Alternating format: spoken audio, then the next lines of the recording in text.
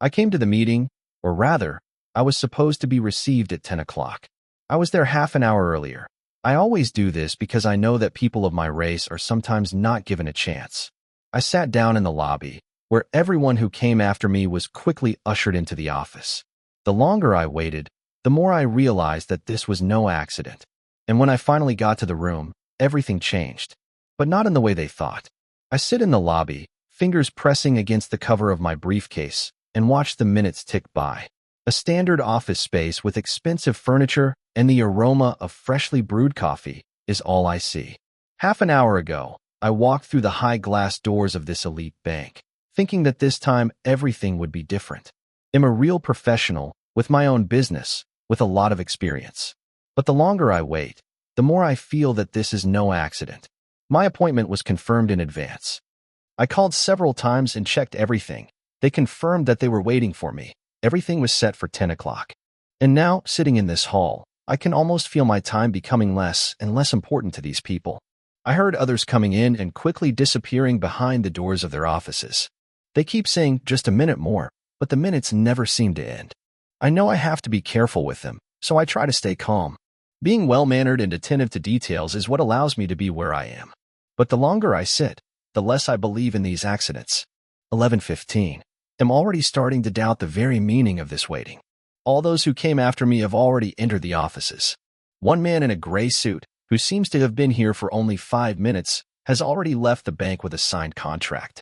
And I hear someone new come in, take off his coat, and the employees are running around this new client who seems to have much more attention than I do. I walk over to the counter. Melissa, who is sitting at a computer with her head slightly tilted toward the screen, doesn't even look at me as I approach. Melissa, I say, trying to keep my voice calm. I'm still waiting for my appointment with Linda Kramer. Can you tell me when she'll be available? She takes a quick glance at the screen, tapping a few keys. She's busy right now. You'll have to wait a bit, she answers without even looking up. I stare at her, trying to keep calm. All I can do is to keep from exploding right here in this lobby. It seems like I'm just another one in a long line. A line where you wait, and it doesn't matter. The system works for those who have a certain look, connections, or at least no special questions. 11:30, an hour and a half. I begin to see how Melissa has changed her behavior when a new client, a middle-aged woman with an expensive handbag, enters the lobby. She looks like everyone else, confident, with a carefree smile. She doesn't just walk to the counter, she almost glides to it. Melissa instantly stands up, her tone much softer. "Good morning, Ms. Lancaster," she said, flashing a polite smile, giving her her full attention. I'm having trouble staying calm. How much longer do I have to wait? How much longer do I have to sit here as if my existence doesn't matter to these people? I turn and walk back to the counter. Melissa does not notice my gaze. Is it true that they accept anyone who just shows up without an appointment? I ask, trying to keep my voice under control. She almost shrugs her shoulders without looking up. I'm sorry, ma'am, but I already told you that she will be with you soon. I feel my frustration turning into irritation. And even more so, the realization that this situation was planned from the beginning. They just don't expect me to stand here, to keep fighting for what is mine. My hand trembles as I open the door to the office without asking permission, without waiting another half hour or more. I have no intention of being part of this game. And if I'm already being kept out, I'll make sure they remember it. I'm standing in front of the door, but I suddenly stop. All those moments I experienced in the hall, those hours of silent ignoring, now feel heavy as stones in my heart. But I can't go back. I can't just sit back and wait for them to forget about me again. This is more than just a refusal of help. It's personal. And when I take the first step into the corridor, I feel everything change. Walking down the hall, I stop at the door where Linda Kramer is sitting. She is working on her computer, not looking up as I walk in. I can hear her heart beating faster, and I try not to flinch, because I know I shouldn't. I'm here, and I have a right to be here. And if they want me to wait, they should at least give me the respectful treatment. Linda, I say when her gaze lifts, I've been waiting for almost an hour and a half. Did you know I was here? Her face, usually so reserved, now looks confused. She looks away and then answers, I know we were busy. But you should have waited. Linda's tone is extremely formal. She tries to keep it professional, but I can hear her frustration. I know how she feels. Here she is, a black woman who has no right to be here, on an equal footing. She can't imagine why I'm standing here so insistently, why I'm still demanding her attention. I don't answer right away. I stand there, watching her eyes flicker with nervousness as she tries to hide behind her computer. But it doesn't matter anymore. It seems to me that I've just fallen into the background. I waited for over an hour while others got in without any questions. I continue, trying to keep my cool, and I can see that it's no coincidence. Linda leans forward, her fingers twitching as she tries to find the right words. She seems more vulnerable now than I expected. This doesn't help me. I know I don't need her apology. I need justice. I need real meaning. But before she can answer, the door opens with a loud noise. 3 men in expensive suits enter the room, and their presence changes everything. I already know who these people are, the bank's executives, the people whose opinions matter here. And up front with them is Richard Lanford, the CEO. He looks at me in confusion, and I hear his voice become warm and friendly. Dorian, is that you? Richard. I knew he would be here. Richard is someone I've known for a long time, but not on the level they imagine. I'm not just another client. I'm the one who was here first, and I was ignored. But now the situation has changed, and he will understand exactly why. Hello, Richard. As you can see, I've been here for a while, I reply, extending my hand to him. Richard smiles, wiping his face, and then suddenly looks over at Linda. Her face changes as he addresses her. Linda, how long has Dorian been waiting? Linda is frozen. Panic appears in her eyes, and she tries to look professional, even though all she's doing is trying to cover up her mistake. We've had some delays, but it's all due to our busy schedule, she mumbles, as if hoping it will all go unnoticed. Richard looks at her. His face doesn't change, but I can see his fingers tighten. He doesn't say anything right away, and then he turns to me.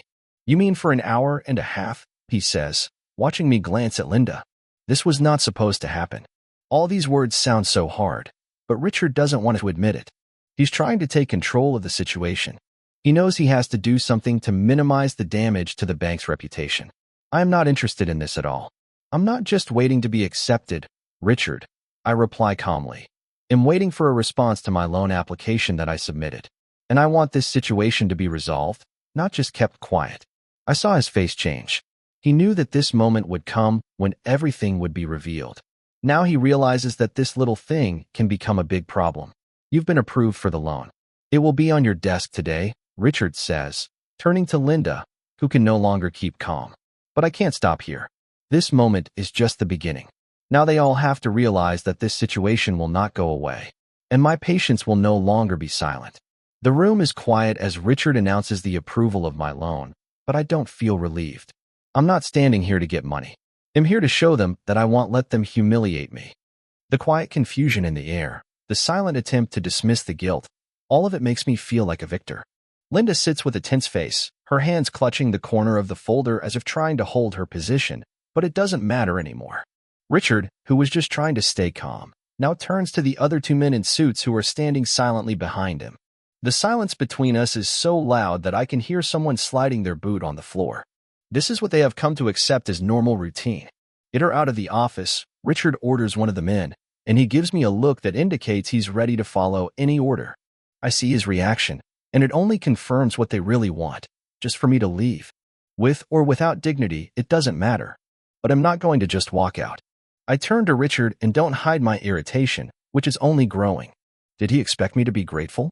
That I would give up and accept their corrections? No. I did not become a part of this performance. I did not become another client who can be sent to the corner without being given any respect or chance. Richard, I say, my words cutting through the silence, am not here for the money, am here for something more. You want me to just accept your mistake and leave, right? But you know what really happened. And I want you to know this. You can't just write people off because they don't look the way you want them to look. Richard senses the tension in my voice, and I see his face darken. His eyes narrow, and he glances at his colleagues who are waiting for his instructions. I want you to leave the office, he says, and his voice no longer contains the lightness with which he greeted me at first. But there's something more to his words. It's not just a desire to get rid of me. It's anger that I didn't follow his rules. I feel as if I am on the verge of collapse. Justice has long since escaped, and I am on the verge of choosing, either to go with resignation or to change everything. At that moment, one of the men behind Richard, obviously one of the high-ranking officials, approaches me, putting his hand on my back, as if he would try to somehow force me to leave the room.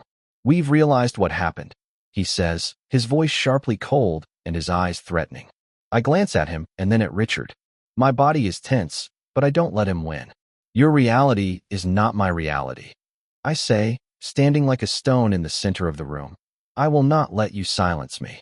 And if you think that you can avoid the consequences of this situation, you are very much mistaken.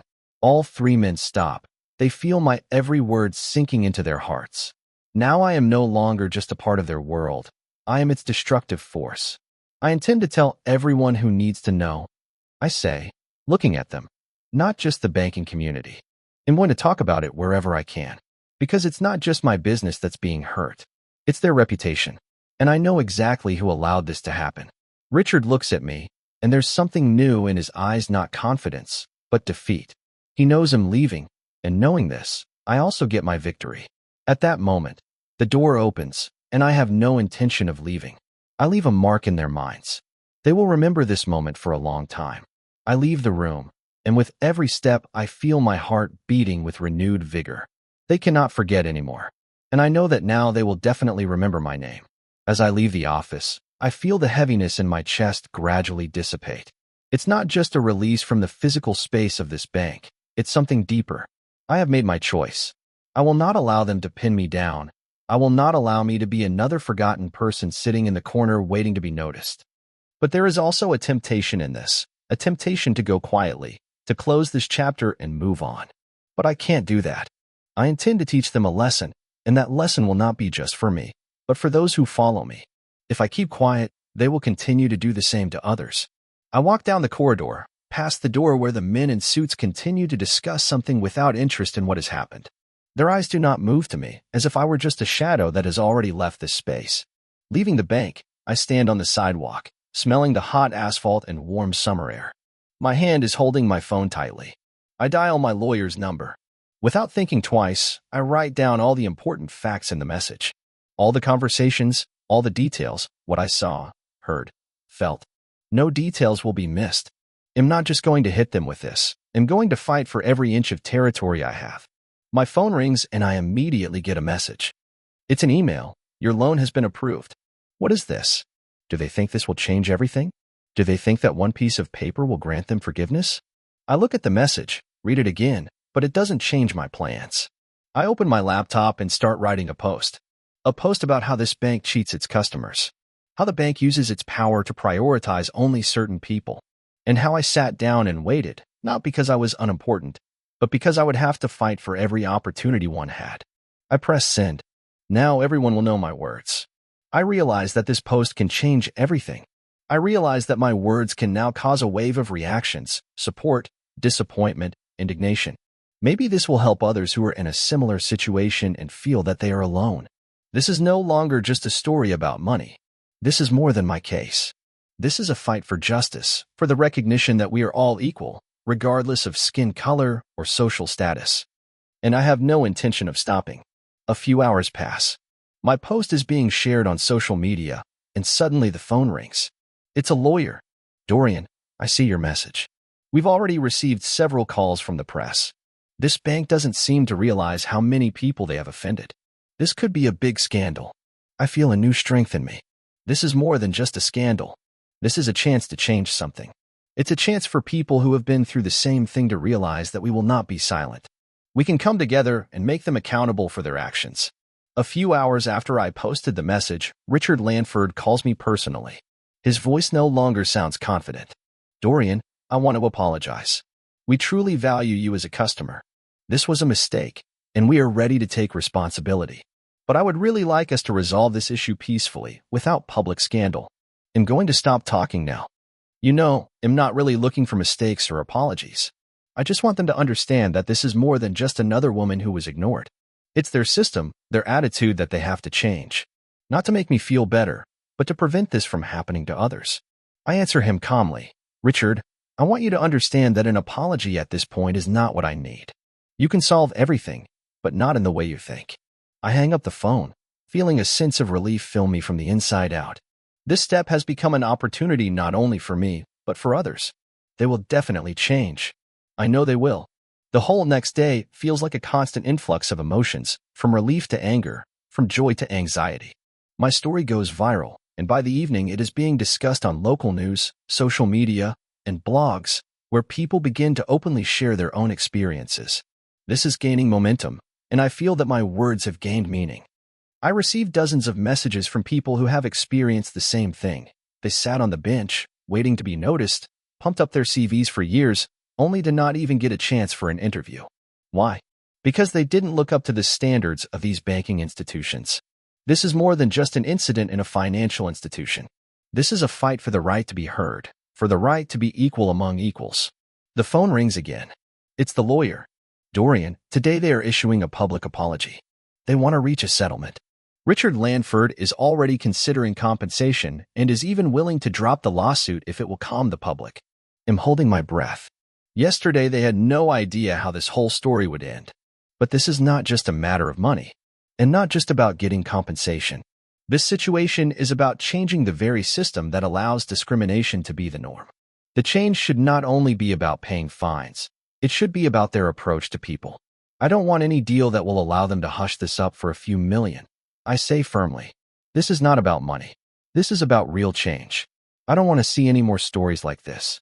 The lawyer falls silent again, then quits. You're right. This is not just about winning in court. It will be a struggle for change that will have an impact on other companies. You can change a lot. It sounds like a challenge, and I feel its power. And now I know, I will fight. Not for my own sake, but for the sake of those who have been in my shoes, who have been sitting in the same halls waiting for their turn. This is not a story about a few hours in a bank, but about changing the system. Now these people will realize that we also have the right to our places at the tables. The next morning, I get another call. It's Richard. His voice is completely different now, without the same confidence. There is only sadness and recognition of his mistake. Dorian, I want us to be able to resolve this in a human way. You're right. I can't dismiss what happened. This is more than just a bad mistake. I am ready to make changes to the bank's policy, and I want you to be part of this process. What do you say? My mind is working at full capacity. This is a chance for real change, but are they ready for it? I intend to make a demand. For me, it will not be just an apology or money. It has to be a real learning experience for this bank, a real change that will set an example for others. I want to see a change in your policy, not just in the financial aspects. I answer, feeling how important this moment is. Richard pauses for a moment and then speaks. I understand. You'll have access to all the changes we'll implement. We want to do this, but it won't really matter without your voice. I approach this opportunity with the utmost determination. This is not just about my situation. It's a chance to change the attitude towards those who are trapped within these walls, who, like me, had to prove their worth. The day the news announces the official changes, I feel everything changing. The bank issues a public apology, promises to update its equality policy and introduce training for all its employees on how to combat racial discrimination. With every step I take, I feel like my journey is becoming part of something bigger. Now I'm not just a client of the bank, I'm the voice that made them change the rules of the game. I sit down at my desk, lean my head back, and think, these changes start now. Not tomorrow, not in a year, but now. And I will be here to see these changes implemented. Because I have earned that right. Moral of the story, this story is not just about injustice. It is about the struggle for our rights, for dignity and equality. It shows that even when it seems that the system is unyielding and inaccessible, our voices can break through this barrier. It is important not to be afraid to ask questions and demand changes, even when it seems that you are alone. We have a right to a seat at the table, and sometimes, to get it, we need to act, not be silent.